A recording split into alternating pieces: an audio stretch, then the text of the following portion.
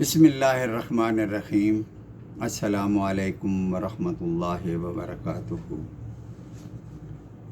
ترجمہ قرآن مجید کا سلسلہ آگے بڑھاتے ہوئے آج ہم آیت نمبر 229 سے 234 تک کا ترجمہ پڑھیں گے۔ آیت نمبر 229۔ طلاقیں دو مرتبہ ہیں۔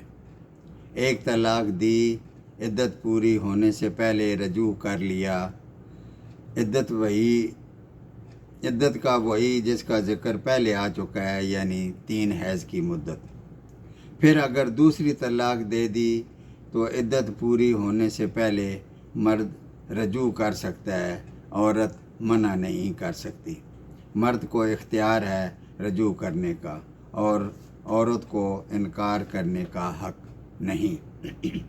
یہ اللہ تعالیٰ کی بنائی ہوئی حدود ہیں، لیکن اگر چھوڑنا ہے تو نہایت عمدہ طریقے کے ساتھ چھوڑنا ہے، اور تمہیں حلال نہیں یعنی جائز نہیں کہ جو تم نے انہیں دیا ہے یعنی حق مار اس میں سے کچھ بھی واپس لو۔ ہاں، یہ اور بات ہے کہ دونوں کو اللہ کی حدیں قائم نہ رکھ سکنے کا خوف ہو، اس لیے اگر تمہیں ڈر ہو کہ یہ دونوں اللہ کی حدیں قائم نہ رکھ سکیں گے تو عورت اپنی رہائی پانے کے لیے کچھ دے ڈالے تو اس میں دونوں پر کوئی گناہ نہیں۔ یعنی اگر عورت طلاق کی طلبگار تھی اور شوہر نے طلاق دی تو عورت کو چاہیے کہ فدیہ کے طور پر اپنے حق مہر میں سے آدھا یا کچھ حصہ مرد کو واپس کر دے، تو اس میں کوئی حرج نہیں۔ یہ اللہ تعالیٰ کی حدود ہیں، خبردار ان سے آگے نہ بڑھنا، اور جو لوگ اللہ کی حدود سے تجاوز کر جائیں وہ ظالم ہیں۔ آیت نمبر 230۔ پھر اگر تیسری طلاق دے دے، اب رجوع کرنے کا حق ختم ہو گیا۔ اب اس کے لیے حلال نہیں جب تک وہ کسی دوسرے شخص سے نکاح کرے۔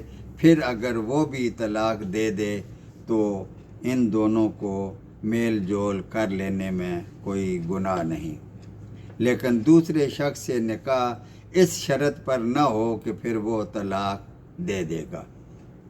وہ چاہے تو تا حیات اسے اپنے نکاح میں رکھے، اس کو حلالہ کہتے ہیں، لیکن حلالہ کے بعد میل جول بھی اس شرط پر ہو کہ اللہ تعالیٰ کی حدود کو قائم رکھ سکیں گے، اور یہ اللہ کی حدود ہیں جنہیں جاننے والوں کے لیے اللہ تعالیٰ بیان فرما رہا ہے۔ آیت نمبر 231۔ اور جب تم عورتوں کو طلاق دو اور وہ اپنی عدت ختم کرنے پر آئیں تو اب انہیں اچھی طرح بساؤ یا بھلائی کے ساتھ چھوڑ دو، لیکن بسانا بھلائی کے لیے ہو، انہیں تنگ کرنے اور ظلم و زیادتی کرنے کے لیے نہ ہو، اور جو شخص ایسا کرے گا اس نے اپنی جان پر ظلم کیا۔ اور تم اللہ تعالیٰ کے احکام کو ہنسی کھیل نہ بنا لو، اور اللہ تعالیٰ کا جو تم پر احسان ہے اسے یاد کرو، اور اسے بھی جو کتاب و حکمت اس نے نازل فرمائی جس سے تمہیں نصیحت کر رہا ہے، اور اللہ تعالیٰ سے ڈرتے رہا کرو، اور جان رکھو کہ اللہ تعالیٰ ہر چیز کو جانتا ہے۔ آیت نمبر 232۔ اور جب تم اپنی عورتوں کو طلاق دے دو اور وہ اپنی عدت پوری کر لیں تو انہیں ان کے خاوند سے نکاح کرنے سے مت روکو جب کہ وہ آپس میں دستور کے مطابق رضامند ہوں۔ عدت کے اندر عورت کو اختیار نہیں تھا کہ وہ انکار کرے۔ اب جب طلاق بائن ہو گئی تو اب عورت اگر انکار کرے تو کر سکتی ہے، لیکن اگر دونوں عقد ثانی کے لیے رضامند ہوں تو انہیں مت روکو۔ ہوتا کیا ہے کہ عورت کے بھائی یا باپ آڑے آ جاتے ہیں کہ نہیں، اس نے بدماشی کی ہے، ہم تمہیں اس کے ساتھ دوبارہ نکاح نہیں کرنے دیں گے۔ نہیں، اس میں تمہارا کوئی حق نہیں۔ یہ نصیحت انہیں کی جاتی ہے جو اللہ تعالیٰ پر اور یوم آخرت پر ایمان رکھتے ہوں، اور جو اللہ تعالیٰ پر اور یوم قیامت پر یقین نہیں رکھتے ان کے لیے تو بھینس کے آگے بین بجانے والی بات ہے۔ اس میں تمہارے لیے بہترین صفائی اور پاکیزگی ہے، اور اللہ تعالیٰ جانتا ہے وہ جو تم نہیں جانتے۔ آیت نمبر 233۔ اور مائیں اپنے بچوں کو پورے 2 سال دودھ پلائیں، یہ متعلقہ عورت کے لیے ہے، وہ انکار نہیں کر سکتی۔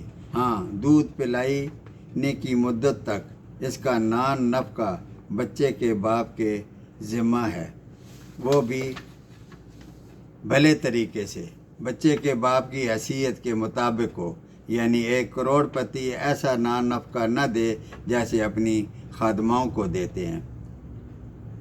اپنی حیثیت کے مطابق نان نفقہ ہونا چاہیے۔ ہر شخص کو اتنی ہی تکلیف دی جاتی ہے جتنی اس کی حیثیت ہو۔ ماں کو اس کے بچے کی وجہ سے کوئی تکلیف نہ پہنچائی جائے، اور نہ باپ کو اس کی اولاد کی وجہ سے کوئی تکلیف پہنچائی جائے۔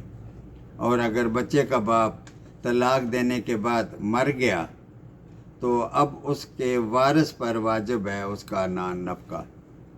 پھر اگر دونوں یعنی بچے کے ماں باپ اپنی رضامندی سے باہمی مشورے سے مدت سے پہلے بچے کا دودھ چھڑانا چاہیں تو بھی دونوں پر کوئی گناہ نہیں، لیکن پوری مدت کا نفقہ دے دینے کے بعد۔ یہ نہیں کہ نان نفقہ بھاری پڑ رہا ہو تو پہلے ہی دودھ چھڑوا دو، یا کوئی دایا اس سے سستی مل رہی ہو تو ماں سے دودھ چھڑوا کر دایا سے دودھ پلواؤ۔ نان نفقہ دستور کے مطابق دے دینے کے بعد اگر تم دایا سے دودھ پلوانا چاہو تو بھی کوئی حرج نہیں، لیکن یہ سب کچھ بھلائی کے طریقے سے ہو، اور اللہ تعالیٰ سے ڈرتے رہو، اور جان لو کہ اللہ تعالیٰ تمہارے اعمال کی دیکھ بھال کر رہا ہے۔ آیت نمبر 234۔ اور تم میں سے جو لوگ فوت ہو جائیں اور بیویاں چھوڑ جائیں تو وہ عورتیں اپنے آپ کو 4 مہینے 10 دن عدت میں رکھیں، اور عدت پوری کر لینے کے بعد تمہارا کوئی اختیار نہیں کہ ان کو روکیں، جو کچھ وہ اپنے بھلے کے لیے کرنا چاہیں۔ یعنی اگر وہ شادی کرنا چاہیں تو اس کے خامد کے گھر والے اسے روک نہیں سکتے، اب وہ آزاد ہیں، کہیں نکاح کرنا چاہیں تو کر سکتی ہیں، اور اللہ تعالیٰ تمہارے ہر عمل سے خبردار ہے۔ صدق اللہ العظیم۔